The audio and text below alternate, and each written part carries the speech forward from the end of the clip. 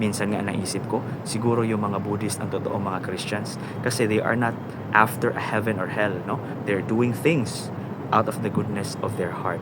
And that is actually what Jesus has been telling us, no? Don't do unto others what you don't want others to do unto you.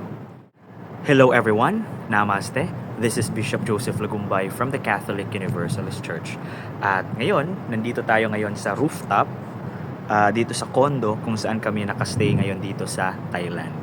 Now, gusto ko lang linawin. In my previous video, I showed you that I had sakyan tattoo. No? Nagpalagay ako ng sakyan tattoo dito sa bato ko. And maraming nagsasabi na this is idolatry daw. And, you know, these things are evil, no? So, gusto ko yung sagutin sa video na ito. So, magsimula tayo sa relihiyong Buddhism itself. Alam nyo kasi, Buddhism is a non-theistic religion. Ibig sabihin po niyan, ang relihiyong Buddhism ay walang Diyos na pinaniniwalaan. However, they have a teacher, no? Meron silang great teacher. Tinatawag nila ang teacher na ito na si Buddha. Now, according to Buddhist writings, no? According to the Buddhists that I've talked to and according din sa na-research ko about Buddhism, the first Shakyamuni Buddha was actually Prince Siddhartha Gautama in Tibet. And he lived perhaps maybe around plus minus 500 years before the birth of our Lord and Master Jesus. Now, Prince Siddhartha Gautama was an enlightened master. He became enlightened because of his meditation and his practices on how to purify himself. Now, after his enlightenment, nagsimula siyang magturo sa kanyang mga disipulo kung paano ang path, no? Or the path to enlightenment. Sa teachings kasi ng Buddhism is that the Buddha is not exclusive to one person. The Buddha is actually the characteristic, no, of the perfect human being that lies within each and everyone. Kaya wala silang Diyos. They believe that there's this Buddha quality within everyone. At yun yung ina-aspire ng mga Buddhist na maging Buddha rin. No? So, there are different statues of Buddha all over the world. Pero ang mga statue po na ito ay hindi dinadasalan ng mga Buddhist. Same as kung ano yung idea natin, no, when it comes to praying to a certain statue, no? Hindi katulad sa Old Testament na pinaniniwalaan talaga ng mga tao na yung statue Diyos. Sa Buddhism kasi, each statue of the Buddha represents a quality of the Buddha, because the Buddha has different qualities, no? There is a Buddha of compassion, a Buddha of wisdom, a Buddha of mindfulness, and so on. So each different Buddha statue represents these qualities. At kaya naman lumuluhod at nagme-meditate ang mga Buddhists sa mga estatuang ito, not because they are worshiping the statue, but because they are honoring it and they are acknowledging that that certain characteristic of the Buddha also lies within them, and they are aspiring to become that figure of Buddha. So yun yung ginagawa nila, dear brothers and sisters. So kung makikita niyo po sa mga video ko na yumuyuko ako, lumuluhod doon sa different Buddha statues, it's because I acknowledge myself na etong characteristic na nire-represent ng Buddha na ito, nasa akin din. And I am aspiring to become like that. And dear brothers and sisters, there are so many Christians, no, who are also practicing Buddhist meditations. Holy men in the Christian tradition na nagme-meditate din, katulad ng meditation na ginagawa ng mga Buddhists. It's because hindi nga contradicting ang Buddhism sa teachings ng Christianity. Some people think Buddhism is about worshipping another god, but it's not. Buddhism is a non-theistic path, meaning it doesn't worship a god or creator. Instead, it teaches people how to live mindfully, compassionately, and with wisdom. So why do Buddhists bow to Buddha statues? It's not worship. Bowing is a way to honor the good qualities the Buddha represents, like peace, kindness, and inner strength. It's also a way to say, I want to awaken those same qualities in myself. Just like Christians look up to saints or Jesus as role models, Buddhists see the Buddha as a guide. They don't pray to him, they learn from him. And yes, Buddhist practice can go well with Christianity. Values like compassion, self-control, humility, and love are shared by both. A Christian can still meditate, be mindful, and live peacefully. Not to replace faith in Jesus, but to live it more deeply. So no, bowing to the Buddha isn't idol worship. It's a reminder, you have the potential to become better, more loving, and more aware. Now, tungkol naman dito sa Sakyan Tattoo ko. Dear brothers and sisters, the Sakyan kasi is a geometrical configuration of energy. From the occultist's perspective, different symbols kasi represent something.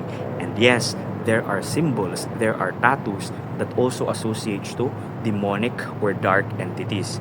There are also drawings or tattoos that will be associated to angelic or beings of light. However, etong geometric symbols, etong sigils, no, ng Sakyan tattoo is actually not connected to any deity or to any god or to any demon or whatsoever. These Sakyan tattoos are actually configurations of energy at ang mga designs po nila ay nakaugat doon sa mythological places or mythological beings ng Buddhism. And we acknowledge that these beings are not really existing, no? Literally, sa mundo natin. Etong Sakyan tattoo, dear brothers and sisters, pinaniniwalaan nila na it will enhance your energy, no? It will enhance your luck, magiging charismatic ka daw, magiging protected ka daw, and you will also receive blessings. However, kailangan din na may sundin kang guidelines, no? Kasi hindi ito ma-activate, kumbaga, if you will not follow 5 rules. First is that you should not kill. Number 2, you should not lie. Number 3, you should not commit adultery. Number 4, you should not take in any intoxicants. At number 5 ay huwag kang magnakaw or do not steal. So these 5 things needs to be followed in order for the Sakyan to be activated. Now, dear brothers and sisters, these 5 qualities is not exclusive to Buddhism. In fact, these 5 rules or 5 qualities na dapat sundin nasa Christianity din. Kaya nga hindi siya contradictory. Kumbaga, this is just a code na inilagay sa akin at gagamitin nito ang sarili kong enerhiya nang sa ganun mag-manifest, no? Kung ano yung nasa symbol na iyon. Kung pag-uusapan natin ang mga bagay katulad ng energy, katulad ng karma, kahit wala itong symbol na ito na nasa likuran ko, good things will really happen to people who are practicing good deeds. It's because everything in the universe is just energy. For every action, there would always be equal and opposite reaction. And nasa Biblia din, di ba, na you will reap what you sow, no? Kung ano yung itinanim mo, yun din yung aanihin mo. I hope and I pray that we open our minds and we open our hearts to these things, no?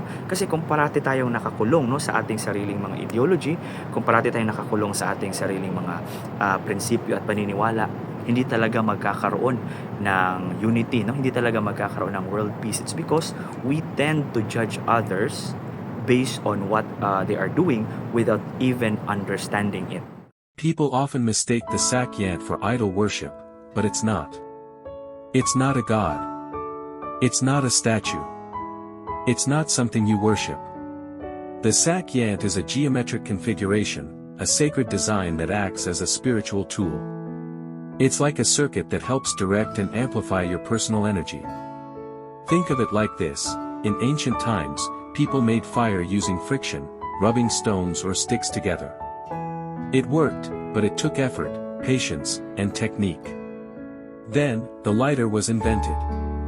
Suddenly, fire was faster, easier, and more consistent. The Sakyan is like that lighter, but here's the catch: no lighter works without fuel.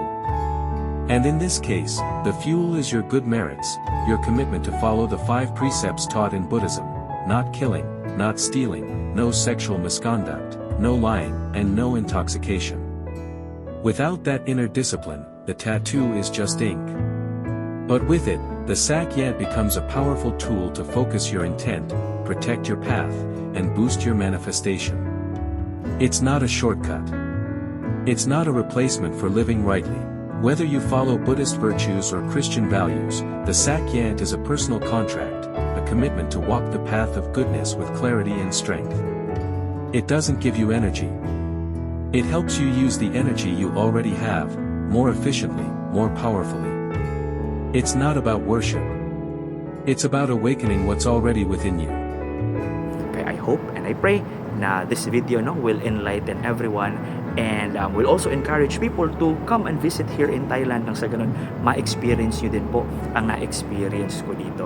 Grabe, ang gaganda ng mga lugar, ang babait ng mga tao, and their religion, even if they don't believe in God, they are still grounded in love and compassion as taught to us by our Lord and Master Jesus. Minsan nga naisip ko, siguro yung mga Buddhist ang totoo mga Christians kasi they are not after a heaven or hell, no? They're doing things out of the goodness of their heart. And that is actually what Jesus has been telling us, no? Don't do unto others what you don't want others to do unto you. God bless everyone. Namaste.